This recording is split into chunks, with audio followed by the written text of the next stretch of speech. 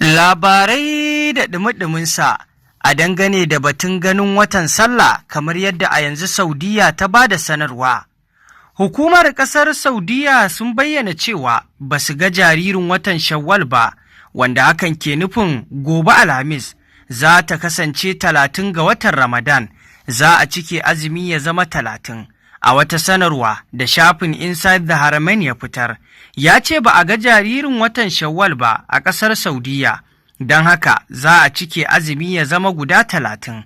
Sannan idin ƙaramar sallah zai kasance a ranar Juma'a ne, kamar yadda Saudiya ta ba da sanarwa a halin yanzu. Al'umma da dama suna dako domin jin ƙasar Saudiyan ko za ta ga wata, kamar yadda 'yan Najeriya suka fi zuba ido ganin cewar idan aka ga wata a ƙasar Saudi Arabia to ana sa ran ganinsa a Najeriya.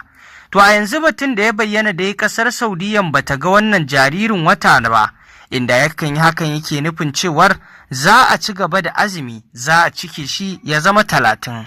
Haka zalika abin jira a gani dai a Najeriya ko za a ga wannan jaririn watan, kasancewar ba a gani a ƙasar Saudi Arabia ba.